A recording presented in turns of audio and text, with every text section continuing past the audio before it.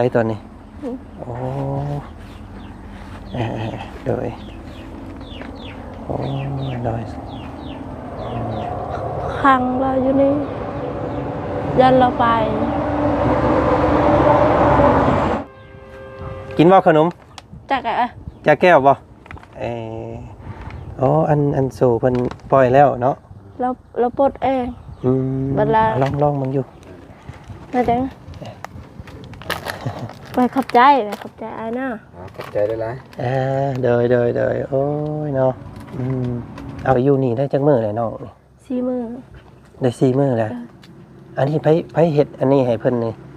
น้องมาเฮ็ดซอยตัดไม้เป็นล่ำไม่ได้พี่น้องเลยเนาะตัดไม้เป็นล่ำมาเลี้ยงมาตอกถือว่าอุ้ยก็เน้นนาได้พี่น้องไอ้นี่เนาะถ้าบ่เน้นนี่ย่านเพิ่นบ่อยู่เนาะย่านเพิ่นออกและอันบ่มีประตูไปซี่แหละเพิ่นเวลาเพิ่นเข้าห้องน้ำอาบน้ำอาบในได้เฮ็ดนี่ได้ให้เพิ่นยามเราอยากอาบน้ำนองก็ตักทางเพิ่นจะอันนี้เนาะเพิ่นไปเฮ็ดหยังมายามรถไปรถใหญ่นั่นไปเราโบกมือใส่แนวนี้เรารถจอดมื้อนั้นเรายืนกลางทางรถบ่ได้ไปแบบว่ายืนควงรถเลยโดดเดียวเราเป็น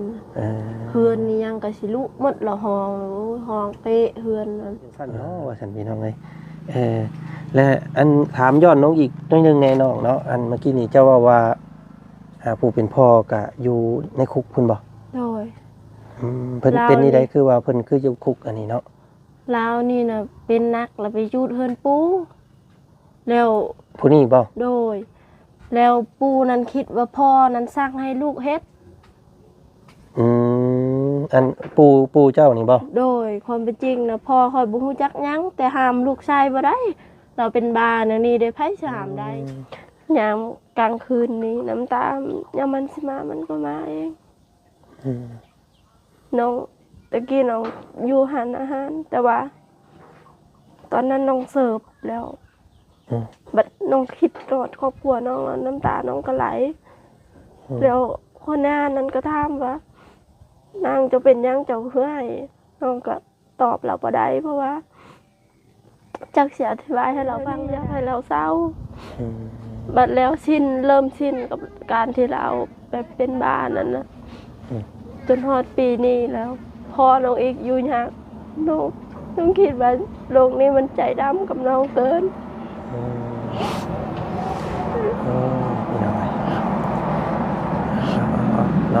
น้องเพิ่นก็เว้าทั้งหูน้ำตาพี่น้องเอ้ยเนาะก็ว่าจันก็จนสิให้น้ำได้บาดนี้เนาะ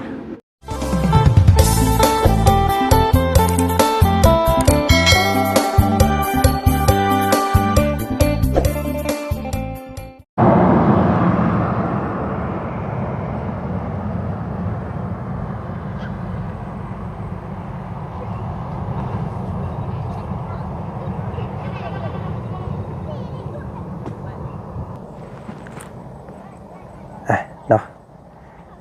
ณตอนนี้พี่น้องเนาะทางเบาจันก็ได้เดินทางมาอีก1หมู่บ้านเนาะพี่น้องเนาะเป็นหมู่บ้านที่มีชื่อว่าบ้านอารอนพี่น้องเลยเนาะเมืองเซโปนแขวงสวรรณเขตเท่านี้แหละว่าซั่นเนาะพี่น้องเนาะคือตอนนี้ทางเบาจันได้เข้ามาหาครอบครัวนึงพี่น้องเลยหรือว่าเคสหนึ่งเนาะซึ่งทีมงานของพวกเขาได้มาพบมาพ่อแล้วก็อยากเข้ามาเนี่ยอยากเข้ามาถ่ายทำให้พี่น้องเบิ้งพี่น้องเลยเนาะเป็นเคสที่ว่าอ้ายเนาะหรือว่าพี่ชายของน้องเพชรพี่น้องเลยที่บ่าวดีเคยมาซอยซื้อเฮ็ดซื้อหน่อไม้หน่อตอกซอยน้องเพิ่นนั่นแหละว่าซั่นซะเนาะและมื้อนี้พี่น้องเอ้ยเนาะคือมันมีเรื่องราวเนาะพี่น้องเนาะว่าพี่ชายหรือว่าอ้ายของน้องเพชรเพิ่นนี้พี่น้องเอ้ยก็ถือว่าไปก่อเหตุอาละวาดบ่หรือว่าไปทำลายข้าวของเนาะของชาวบ้านนี่แหละพี่น้องเอ้ยแต่ปัจจุบันนี่ก็ญาติพี่น้องเนาะของอ้ายสาวเพชรเพิ่นนี้เนาะก็ได้คุมขังหรือว่าเฮ็ดคอกพี่น้องเอ้ยเนาะคล้ายๆคอกแบะคอกไก่นี่แหละว่าซั่นซะเนาะแล้วก็ล่ามโซ่ ผู้เป็นอ้ายนี้ไว้พี่น้องเอ้ยย่านไปทำลายเข้าของชาวบ้านอีกว่าซั่นเนาะนะพี่น้องเอ้ยก็เรื่องราวก็ทางบ่จันก็พังมาจาก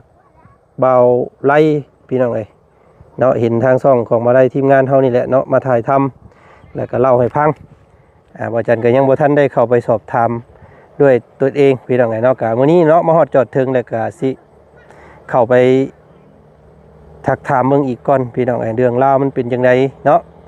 คือว่ามาขังคือว่ามาผูกกันไว้แบบนี้เนาะก็เข้าไปเบิ่งไปส้มน้ำกันพี่น้องเอ้ยนี่แหละเนาะเฮือนซ่านของน้องเพิ่นพี่ทางตอนนี้ก็อยู่กับเบาไล่เพิ่นพี่น้องเอ้ยเนาะเพิ่นนำหน้าพามาสบายดีพี่น้องเอ้ยเนาะโอ้เฮือนหลังนี้บ่เฮือนของน้องเพชรเพิ่นน่ะแม่นเฮ็ดน้องเพชรอันนี้เป็นไอ้ที่เพิ่นเฮ็ดเมื่อวานนี่ทางอ้ายเพิ่นโอ้หลังน้อยๆพี่น้องเอ้ยคือคอกไก่นี่แหละคอกแบะคอกไก่นี่แหละเนาะคนทั้งคนเลยพี่น้องเอ้ยเนาะบ่แม่นสัตว์สาว่าสิ่งแต่ว่าเมื่อวานมื้อซื่นนี่น่ะเพิ่นออกไปยืนอยู่ทางลัดรถใหญ่เลยแบบว่าคล้ายๆพี่น้องญาติพี่น้องนี่ย่านรถชนย่านอุบัติเหตุเนาะเพิ่นก็เลยกักบริเวณเราไว้คือว่ายามอยากนั่นอยากนี่เพิ่นย่างไว้เพิ่นก็ดึงกินเลยน้ำของเพิ่นอยากยังเห็นยังข้าวต้มขนมห้อยคายเพิ่นเอาเลย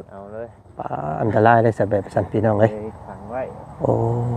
โดยเดี๋ยวสิพาพี่น้องขึ้นไปเบิ่งตัวจริงอีกเนาะนะครับน้องเพชรเพิ่นอยู่บ่โอเคเอาขอบใจหลายๆทั้งบ่ได้เด้อเนาะที่พามาพี่น้องเอ้ยเข้าไปเบิ่งก่อนเนาะโอเคตอนนี้ทางเบาจันกะตัดภาพหรือว่ามาฮอดจอดถึงเฮือนซานบ้านซองของน้องเพชรเนาะอ๋อน้องเองนี่บ่เป็นน้องเพชรพี่น้องเห็นแต่ในคลิปเบาดีมื้อนี้ได้เห็นตัวจริงแล้วเนาะทักทายสบายดีเด้อน้องเด้อ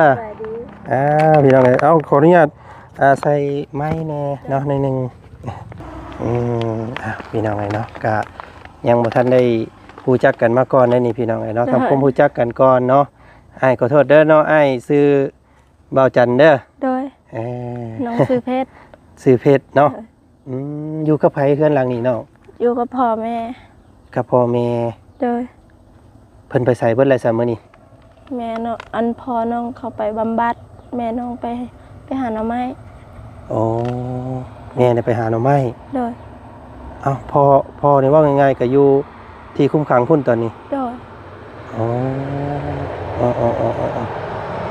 สพี่น้องไอ้เนาะก็ทั้งเจ้าก็ยังบ่ทันนี่มีครอบครัวบ่ยังอยู่ก็เลยอยู่น้ำพ่อน้ำแม่เนาะพี่น้องไอ้ก็คืออ้ายมาเมื่อนี้พี่น้องไอ้เนาะก็พอดีมีทีมงานของอ้ายนี่แหละเนาะพอดีทางเบาไล่เพิ่นได้ส่งเข้าไปกลุ่มเนาะกลุ่มของทีมงานนี่แหละพี่น้องไอ้เนาะว่าโอ้ยมีเคสหนึ่งว่าซั่นเนาะมาเบิ่งซอยกันแน่เป็นเคสที่น่าเห็นใจว่าซั่นพี่น้องไอ้เนาะเป็นอ้ายของเจ้าบ่โดยเพิ่นอยู่ไสตอนนี้โอ้โดย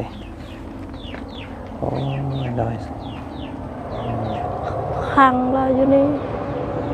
ยันเราไปสบายดีไหมสบายดีเพิ่นว่าน้ำยูเนาะเพิ่นว่าได้บ่ได้ว่าภาษาลาวก็ได้เนาะได้กินข้าวแล้วบ่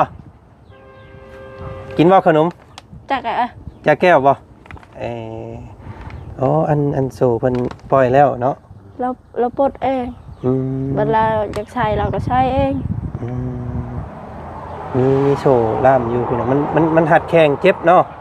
เจ็บแข้งก็เลยเอาออกเนาะเอาขนมครับหมักลำไยเนาะซื้อนำทางนะพี่น้องได้หลายได้เอาให้เพิ่นกินน้องมึงอยู่เนาะพี่น้องเป็นเคสที่น่าเห็นใจอีกเคสหนึ่งเนาะเอาให้เรากินเถอะแล้วน้อยเดี๋ยวยันเพิ่นนั้นลองมึงอยู่มาจังไปขอบใจอ้ายนะขอบใจ ใจได้หลาย đời ôi nóเอากินมึงอยู่แซ่บบ่แกะมึงเด้อ ถ้าจานไหนน้องเช่าอยู่ เออ này chắc gạo tôi cô tôi dùng อันบ่าวเจ้าอันขอโทษเด้อเจ้าซื้อหยังซื้อเจ้าน่ะ คือตะกอย อากอยซื้ออากอยแม่นบ่ men sư là chết แล้วใช่ไหมอันเพิ่นจำชื่อบ่ได้เนาะชื่ออาแจ้ง là chết ให้แจ้งพี่น้องเอ้ยพี่น้องเอ้ยเนาะก็คนจับเจือพี่น้องเอ้ยเนาะเพิ่นบ่ได้จ้อยบ่ได้ผอมบ่ได้อันนั้นสติยังรูปร่างผิวพรรณดีเบิดเลยพี่น้อง cái chà เนาะนั่งลง ตะกู้อันนั้น ตะกู้ มาดินน้ำเด้ยมาดินน้ำ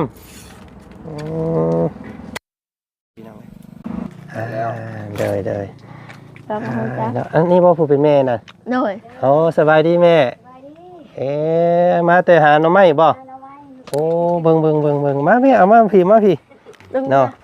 โอ้เพิ่นหามากินบ่คือหามาขายแม่นี่ กินเอ้ยลูกเอ้ยมีอาหาร โอ้สิเอามาแกงให้ลูกชาย เลย พี่น้องไงเนาะนี่ผู้เป็นแม่น้องเพชรเพิ่นเนาะเอาหน่อไม้ไปเก็บก่อนก็ได้แม่ đạp đạp đi เมื่อยได้น้อฮ้อนซ้ำพี่น้องเลยผู้เป็นแม่อันนี้เอาเพิ่นเข้าไปอยู่นี่ได้จักมื้อเลยน้องนี่ xi mơ ได้4มื้อแล้วอันนี้ไผเฮ็ดอันนี้ให้เพิ่นนี่ ơi non mà hết sói ตัดไม้เป็นลำไม่ได้พี่น้องเลยเนาะตัดไม้เป็นลำมาเลี้ยงมาตอกถือว่าอุ้ยก็เน้นนาได้พี่น้องไอ้นี่เนาะถ้าบ่เน้นนี่ย่านเพิ่นบ่อยู่เนาะ dàn phân o เออ hếtบ่มีประตูเลย ยัน เอ้า เพิ่นออกแล้วเพิ่นบ่เข้ามาเงินซื้อสังกะสีเงินบ่าวบนโค้ง อ๋อยืมน้ำเราก่อนบ่ rồi จักแผ่นจังสังกะสีนี่ จักได้น้องก็บ่ฮู้ 2 4 6 7 8ประมาณ8แผ่นพี่น้องเอ้ยเนาะยืมเงินบ่าวบนคงก่อน ยืมเงินเรา800,000จังกะสีนี่ซื้อมาก็บ่ฮอด800,000แต่ว่าน้องชื่อเขาชื่อน้ำเนี่ยน้องมาเฮ็ดซอย ให้เขากินน้ำ เนาะพี่น้องเอ้ยนี่และอันบ่มีประตูไปซี่แหละเพิ่นเวลาเพิ่นเข้าห้องน้ำอาบน้ำอาบในได้เฮ็ดนี่ได้ให้เพิ่น ยามเราอยากอาบน้ำน้องก็ตักให้เราอาบยามเราอยากถ่ายเบ้าแล้วก็ถ่ายบนนั้นยามเราอยากถ่ายนักก็ถ่ายใส่ถุงดำแล้ว อ๋อใส่ถุงดำเอา เด้อ โอ้ยพี่น้องเอ้ยเนาะเอาเป็นอีกเคสที่เห็นใจตัวนี้ก็ได้แบบนี้นี่สิเห็นในคลิปอาจารย์อยู่บ้านสิมีเคสหนึงอันนั้นก็สิแต่ว่าเพิ่นเป็นผู้หญิงเนาะอยู่บ้านนั้นสกีพินเนาะบ้านสกีพินใหญ่เป็นผู้หญิงแต่เป็นผู้หญิงอันนั้นพี่น้องเอ้ยเพิ่นล่ามโซ่ไว้แล้วก็ขังแบบซี่แหละแบบเดียวกับเจ้านี่ เนาะอันนั้นเพิ่นเป็นผู้หญิงแต่ว่าเราก็แบบคล้ายๆคือเจ้าเว้านี่แหละเนาะอันเพิ่นเป็นนี่ได้จังว่าขังเพิ่นซะอันนี้เนาะเพิ่นไปเฮ็ดหยังมาย ามรถไปรถใหญ่นั่นไปเราโบกมือใส่นั่นนี่เรารถจอดมื้อนั้นเรายืนกลางทางรถบ่ได้ไป อ๋อแบบว่ายืนควงรถเลย โดย โอ้ รถจอดนำลาวนี่ตลอดกลางคืนกลางเว้นยังยามเราเป็นแล้วเราไปโบกรถ ไปเล่นใช้รถใช้หยังสิเนาะ โดย แบบอันอ้ายเอ้ยน้องเพิ่นพี่น้องเห็นแล้วก็ย่านอันตรายบัดนี้เนาะ โดยเวียดเปิดหานอยู่หันเราอีต้นคอยเห็นเราว่าเพชรเอ้ยเมื่อคืนนี้นะคอยคิดว่าอายเจ้าแล้วรถต่ำนะเราว่าเวลาเห็นเราโบกรถกลางคืนเห็นมันบ่คือกลางเว้นเขาเห็น แม่นแล้วคำรถเพิ่นมาไว้ได้เพิ่นเอาบ่ได้ทันได้พี่น้องบ่เห็นได้เนาะอันตรายได้ตัวนี้โอ้ ตอนน้องยังบ่ได้คังเราน้องก็ได้แต่สาธุน้ำเทวดาจักเสาจักแรงยันถึกรถตามเรา อันเพิ่นจักปีแล้วนี่ อายุแล้วบ่ โดย มันเสาปลายปีนี่ ประมาณ20กว่าปีแล้วเนาะแต่อันเรายังบ่ทันมีครอบครัวบ่ ยัง อ๋อ ตอนเรายังบ่ได้ ยังบ่ทันมีเมียบ่ มีอยู่ ยังอยู่อ ตอนเรายังบ่ได้เป็นอันนี้เรามีอยู่ผู้สาว อืม บัดเราเป็นอันนี้ผู้สาวก็บ่มัก เนาะ ได้ พี่ สิ น้อยนี่เราก็จับเจืออยู่เนาะคนก็หน้าตาดีพี่น้องไงเนาะร่างกายแบบสมบูรณ์บ่ได้จอยบ่ได้ผอมหยังเนาะแต่ว่าบัดอยากเป็นอยากไปนี่ไปโลดเนาะ โดยบัดเป็นเราเป็นบัดเดียวเราเป็น เออ เฮือนนี่ยังก็สิลุหมดละห้องโอ้ยห้องเตะเฮือนนั่น เออ ไม้กระจาดไม้หยังก็สิออกหมดไป อืม เราเตะ ได้ก็ได้4 มื้อนี้แล้วเนาะนอนอยู่นี่เนาะ โดย กลางค่ำกลางคืนยุ่งกับบ่เว้าแล้วอันนี้พี่น้องอันนี้เด้เพิ่นมีมุ้งเนาะ โมง มีมุ้งให้เราแล้วก็หมอน โดย ผ้าห่มพี่น้องส่วนหลายนี่ก็ผู้เป็นน้องนี่แหละเบิ่งเนาะ โดย เบิ่งแยงอ้ายมีข้าวกับป้อนให้เพิ่นมีน้ำเนาะข้าวน้ำยืนให้ว่าซั่นซะพี่น้องเอ้ย ต้องได้ป้อนเพอเราอยู่แบบนี้เราบ่มีหยังสิกิน อืม เฮานี่แหละเป็นผู้เบิก อืม คันไปเวียกไปหยังก็บ่กล้าไปหมดยันมันอยากนํหรือว่ามันอยากหยังมันเอิ้นเอา แม่นแหละกลางเว้นเราจกเราบืนเราง่ายมีหยังออกนี่แล้วเบิ่งน้ำเพิ่นเด้อเนาะบ่ให้ขาดเฮือนเด้อเนาะมีคนเบิ่งตลอดเด้อย่านเพิ่นทำร้ายตัวเองได้เห็นพี่น้องไหมเนาะเราเคยเคยตีตัวเองอยู่บ่เคยบ่ เคย อืม เราเป็นนักเคยและแต่ตอนนั้นเราไปตามทางนั้นรถตับเราเธอหนึง อืม รถโดยสาร เอ่อ บาดหมดหลักของเราเลย อืมมื้อนี้ก็ทางบ่จันทร์พี่น้องเนาะก็เข้ามาเบิ่งเนาะด้วยความอยากเห็นอยากเบิ่งนั่นแหละพี่น้องบ่จันทร์ก็เอ้าเป็นนี่ได้ว่าซั่นเนาะคือว่าจังซั่นเนาะว่าซั่นพี่น้องและอันถามย้อนน้องอีกนิดนึงแน่น้องเนาะอันเมื่อกี้นี่เจ้าว่าผู้เป็นพ่อก็อยู่ในคุกพุ่นบ่ โดย เพิ่นเป็นนี่ได้คือว่าเพิ่นคืออยู่คุกอันนี้เนาะ เรานี่นะเป็นนักเราไปจูดเฮินปูแล้ว ผู้นี้บ่ โดย แล้วปูนั้นคิดว่าพ่อนั้นสร้างให้ลูกเฮ็ด อันปู่เจ้านี่บ่ โดยความเป็นจริงนะพ่อคอยบ่ฮู้จักหยังแต่ห้ามลูกชายบ่ได้ เราเป็นบานะนี่ได้ไผสิห้ามได้ อืม ยังเราเป็นนัก เป็นนักแหละเป็นมื้อมาแห้งๆแหละแบบเอาไผไปจากไปจูดเฮือนเพิ่น โดย เอาไปจูดเลยนะมื้อนั้น จนไหม้จนยังแต่บ่ได้ไหม้เฮือนไหม้อยู่ลุ่มน้องก็บ่ได้โลภบ่ได้หยังแล้วดอกตามเราเว้านะ ตามได้ยินเขาเว้าไหม้เชื่ออยู่ลุ่มอยู่ตารางเฮือนแต่เฮือนน่ะยังบ่ได้ไหม้ หมดทันก่อน แต่ว่าพอน้องกับปูน้องนั้นบ่ถูกกันแต่เก่าแล้ว อืมเพิ่นก็เลยแจ้งจับบัดนี้ โดย โอ้แจ้งจับนี่เพิ่นจับไผบัดนี้เนาะ จับพอน้อง เพิ่นคิดว่าพ่อน้องนั้นบอกให้ลูกชายนี่ไปจุด โดย โอ้ คิดว่าสั่งลูกชายให้ไปจุดเฮือนปู อืม แต่ความเป็นจริงลูกชายน่ะเป็นบ้า อืม เราก็บ่ได้สั่งดอกให้ลูกชายไปเฮ็ เนาะ ด เพิ่นก็บ่ได้ว่าจังซั่นดอกเนาะอันน้องปิ้นมาพี่ก็ได้เนาะมันอยากมืดนิดนึงพี่น้องก็เลยตอนนี้นั่นพ่อน่ะอยู่ในคุกดนนะบ่ 8 เดือนนี่ล่ะ ได้8 เดือนแล้ว โดยแต่เดือน โอ้อยู่ไสเพิ่นอยู่ไสเนาะ 12อยู่ซิโน อยู่ทั้งอยู่คุกเมืองเซโนพุ่น โดยอยู่ซิโนอยู่หลัก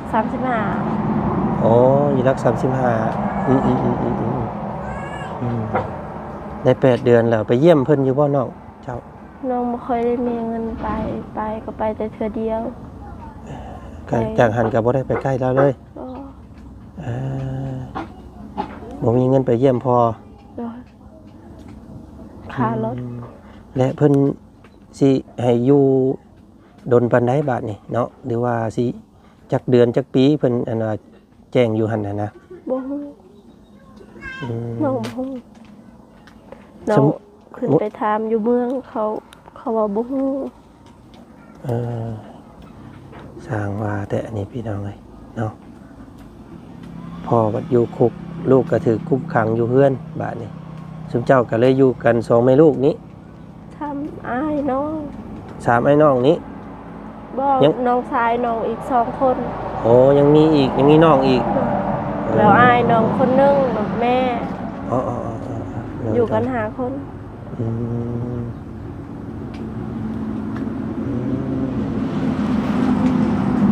ครับเพิ่นก็อยู่ไปซี่ก็จับเจืออยู่เนาะบ่ได้วู้วามบ่ได้ห้ายบ่ได้หยังอันนี้พี่น้องเนาะบ่ได้มีอาการหยังนั่งอยู่นี่แหละอ่าแซ่บบ่แซ่บอยู่เนาะ เยี่ยมนี่กินแล้วก็นั่งกินพี่น้องเนาะโอ้ยคนเฮาครับพี่น้องเนาะหลายคนหลายเป็นจักสิว่าในใดเนาะน้องเนาะ โดย เจ้ากะสู้ๆเด้อเนาะ เข้าใจกันละ เป็นกำลังใจให้เนาะเจ้ากะ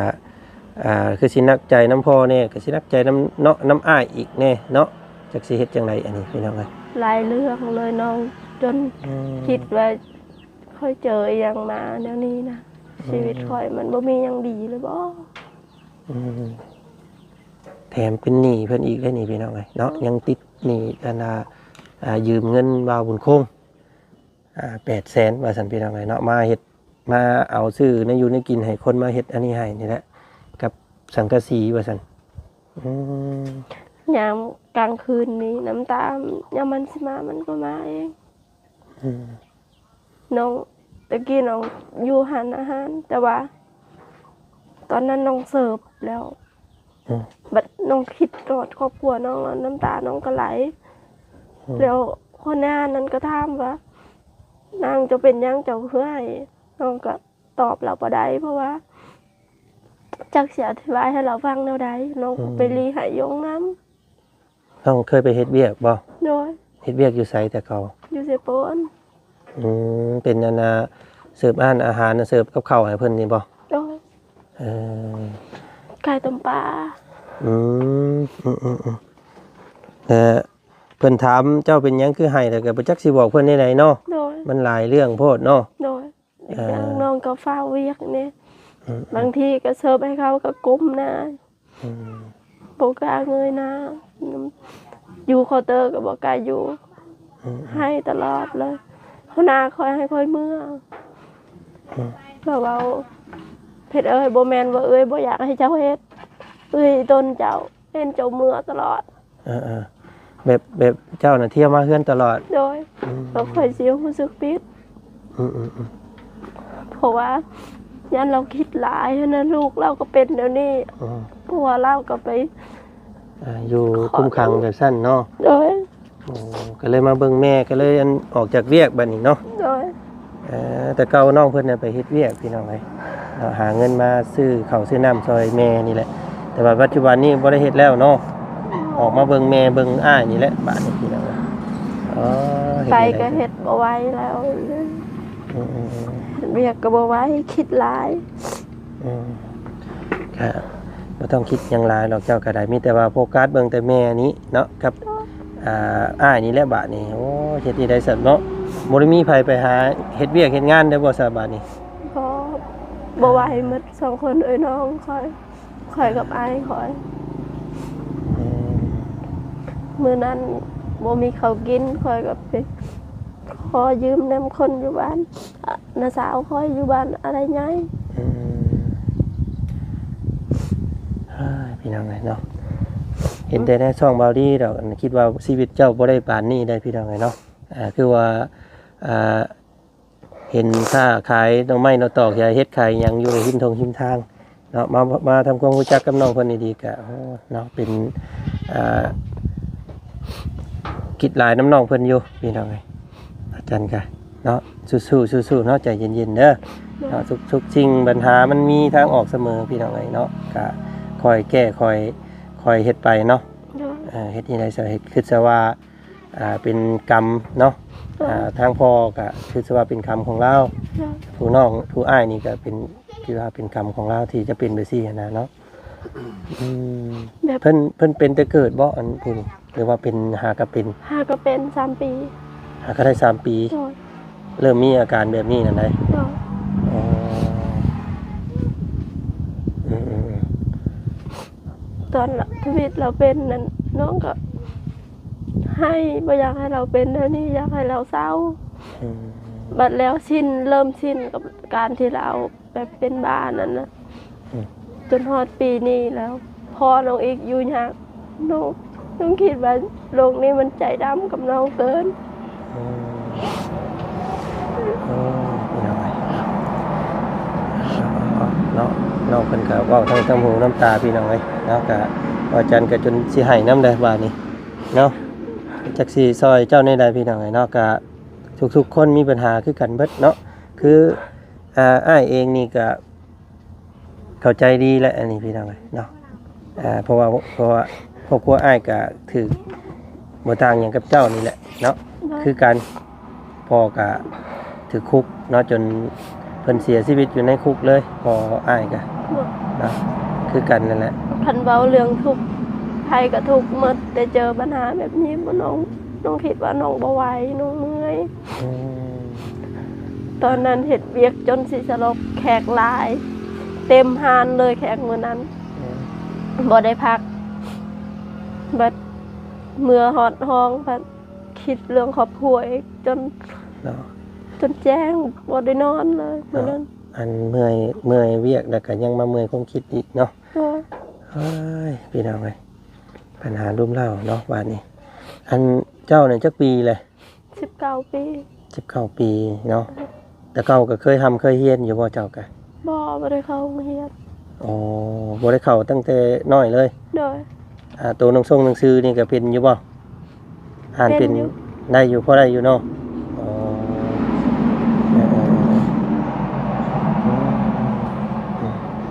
เอาเสยพี่น้องเอ้ยเนาะก็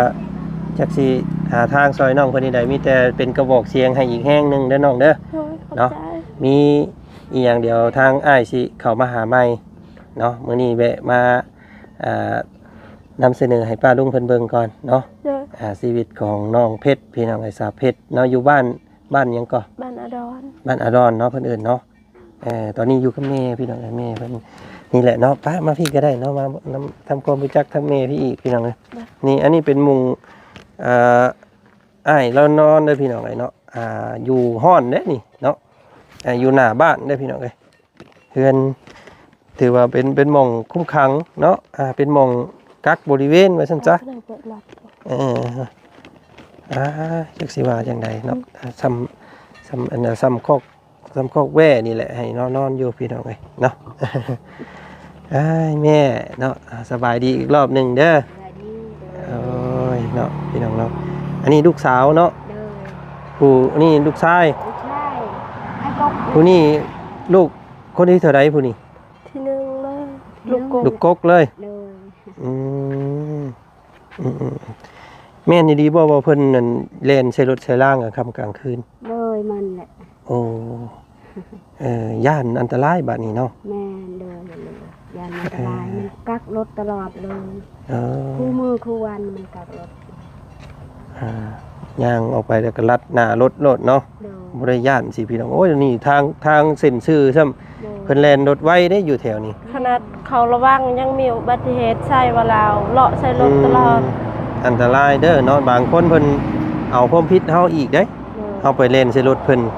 เนาะเพิ่นรถเพิ่นมาต่ำมาเพน่ะก็โอ้ยสิเอาเงินใช้มาใช้เพิ่นบัดนี้เนาะระวังยากเด้คนแบบนี้พี่น้องเอ้ย มีไอ้หรือว่า อันพวกมาถ่ายคลิปเข้ามาหาน้องก็ดีใจแล้ว ก็มีผู้ใดแน่ทางอันทีมงานอ้ายมาเบาไล่บ่ เบาไล่เบาลี่แล้วก็เบายังเคยไปนำเบาไล่น้องมาชื่อสื่อแล้ว เอาว่าตูนบ่ โดยเบาตูน โอ้ แล้วก็เบาเตียง อันนี้เป็นเฮือนเนาะ โดย เฮือนอันน่ะกบเข้าครับอันน่ะทั้งแม่กับพ่อเจ้านี่แหละเนาะ โดย นี่พี่น้องเอ้ยเฮือนน้องเพิ่นก็อยู่หิมทางโดนแหละพี่น้องเอ้ยเนาะอยู่บ้านอดอนนี่มาคำมานี่แม่นเห็นเฮือนน้องเพิ่นโลดเนาะหลังใหญ่อยู่แต่ว่าเป็นผาไม้กระจาดได้พี่น้องเอ้ยเนาะนี่เป็นตู้ประต่างเนี่ยบ่ได้มีแบบโล่งๆไปซี่เลยบ่ บ่ กลางคืนกลางหยังกับแบบซี่เลย โดย อ่า ยางคันมีน้องก็บ่ปิดมันสิเบิ่งลาวนี่ อืม เพราะว่านอนอยู่เทิงกับแหนมเมืองเนานํ โดยบ่ได้ปิดประตู แม่อันไปเยี่ยมผัวอยู่บ่ไปเยี่ยมอันน่ะพ่อน้องเพชรอยู่บ่ ไปเยี่ยมเธอนึงก็น้องเจ้านี้ อ๋อเพิ่นเป็นนี่ได้ไปเยี่ยมตอนนั้นเนาะแข็งแห้งอยู่บ่ ยังมันแค่นี้เดี๋ยวนี้เราเป็นเจ็บหัว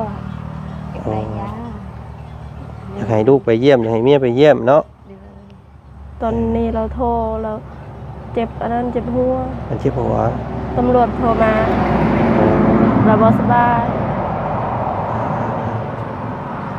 สพี่น้องไงเนาะจักสิว่าเนี่ยใดอันทางเพิ่นแจ้งจับว่าซั่นติเพิ่นก็ได้นำไปขังเลยพี่น้องตั้งแต่8เดือนที่แล้วได้สิเข้าปีเลยเนาะจักสิเพิ่นสิปล่อยตัวมื้อใดบ่ฮู้เนาะ รู้จักน้องเขาถูกเลย อืม ปล่อยมาได้แล้วเมื่อนั้นเราไม่ได้ปล่อยเขา น้องคิดบ่หมดพอน้องน่ะแบบ เราบ่ได้เฮ็ดลูกชายเราเฮ็ดแต่เรารับเคราะห์แทน เราง่ายๆนี่พอน้องเพชรเพิ่นนี่รับแทนลูกบ่ โดย รับยอมรับผิดแทนลูกเนาะ โดย นั่นแหละจำแม่คิดมันหมดเรื่องเข็ด สิเฮ็ดจังได๋ซั่นพี่น้องสมมุติว่าไปไทยไปถอนเอาก็บ่ได้บ่ บ่ได้ ไม่ได้เขา เพิ่นแจ้งความได้เนาะจนวิดโทษวิดอันนั้นเพิ่นแหละซั่นเนาะพี่น้องตายจักสิเฮ็ดจังได๋ซั่นอันนี้เนาะเอามีแต่สู้ๆเลยนะแม่เด้อเนาะเป็นกำลังใจให้เด้อเนาะเดี๋ยวมื้อหน้ามื้อในบ่จันสิแวะมาดินน้ำใหม่อีกเนาะมื้อนี้เอาขนมมาต้อนเพิ่นน้องเบิ่งพี่น้องมาเบิ่งก่อนตัวจริงเนาะว่าเป็นอยู่ในใดวันนี้แหละอยู่แบบนี้พี่น้องเอ้ยเนาะ เจาะเถอะ เอ้ย มีอายมาเยี่ยมมายามน้องก็ดีใจแล้ว โดยโอ้ยเนาะกะหาหน่อไม้หน่อมันสู่เพิ่นกินเนาะ โดยสิแก จั ง กสิเฮ็ดกินจักสิกินหยังเนาะแต่ละมื้อเนาะเอาอันอ้ายก็บ่ฮู้สิช่วยเจ้าได้ใดเดี๋ยวอ้ายสิเอาเงินไว้ให้ไว้ซื้อแนวกินเด้อน้องเด้อสู่อ้ายกินเด้อเนาะอันนี้เงิน ใจหลาย เงินอ้ายเองเด้อเนาะซอยเจ้าแห้งหนึงเด้อ ๆโดยเข้าใจหลาย พอได้ซื้อน้ำซื้อข้าวเกลือเป็นนัวมาเฮ็ดกินสู่อ้ายเนาะ ๆโดยน้องสิซื้อนมให้เรา เอาพี่น้องฝากเบิ่งแม่ฝากเบิ่งอ้ายเนาะเป็นเสาหลักครอบครัวพี่น้องให้น้องเพชรเพิ่นนี่ก็ได้ไปเฮ็ดเวียกก็อยู่บ่ได้ย้อนคิดฮอดแม่ย่านเป็นห่วงแม่เนาะมันน่ะดึงจองกันไว้อยู่โอ้ยว่าซั่นพี่น้องเอ้ยมื้อหน้ามื้อใดสิมาเยี่ยมใหม่อีก โดยเข้ใจ สบายดีเด้อ สบายดี สบายดีพี่น้องเอ้ยเมื่อป้าก่อนเด้อเบาเมื่อป้าเด้อบ้านส่วนเนาะแล้วแหละพี่น้องเอ้ยนอนอยู่ข้างในไม่กันไว้เนาะก็เคยเห็นแต่ในคลิปแล้วข่อยก็ได้แต่เก่ามาพ่อของจริงแล้วบัดนี้เนาะcha nhẹ kẹo lô ta Tên โอ้ตายไปแล้ว Tên nhẹ kẹo ไอ้เนาะอันเพิ่นโอ้ยบ่เอากระยาบ่เป็นหยังเพิ่นเอาให้มื้อกินบ่โอ้ยเอาไว้สู่ให้กินเลิศโอ้ยน้ำใจเพิ่นพี่น้องไงเนาะอยากเอาให้ ขอบใจแม่เด้อขอบใจหลายๆเด้อเนาะเพิ่นแบ่งน้ำใจอันให้เอามื่อกินอีกอันนี้ก็โอ้ยพี่น้องไงเนาะเอาไว้สู่ครอบครัวกินเลิศกว่าเนาะพี่น้องไงเอาเนาะว่าจันครับไว้พี่น้องไงน้องไม้น้ำใจจากแม่น้องเพชรเพิ่นพี่น้องไงก็เรื่องเล่ากับสุดเศร้าได้พี่น้องไงเนาะเพราะว่าเรื่องเล่านี้ซับซ้อนอยู่ตามเบิ่งผู้เป็นพ่อเนาะผู้เป็นพ่อของน้องเพชรเพิ่นนี่ก็ตอนนี้อยู่คุกว่าซั่นพี่น้องไงเนาะถูกเจ้าหน้าที่คุมขังเพราะว่าผู้เป็นปู่เนาะเป็นปู่น้องนี่แหละเป็นพ่อผู้เป็นพ่อนี่บ่จักพี่น้องไงเนาะพ่อปู่น้องเพชรแจ้งจับว่าซั่นเนาะเพราะว่าลูกชายนี่เวลาคุมขังแบบว่าไปจูดเนาะไปจูดทำลายข้าวของของเพิ่น เดี๋ยวที่นี่เพิ่นก็เลยแจ้งจับพี่น้องเอ้ยแจ้งจับและพอหับแทนลูกเนาะอันน่ะหับพิษโดยที่ย่านลูกนั้นถูกจับถูกเอาเข้าคุกว่าซั่นเพิ่นก็เลยเอาเล่าไปหับโทษแทนเนาะตอนนี้ก็น้องเพิ่นอยู่ในอันนี้แหละพี่น้องเอ้ยเนาะเฮือนหลังน้อยๆแล้วก็ตุบน้อยๆนอนอยู่หั่นพี่น้องเอ้ยโอ้ยจังไดบ้านนี่เนาะพี่น้องเนาะผู้ใดเบิ่งชมอยู่คลิปนี้ก็ถ้าว่า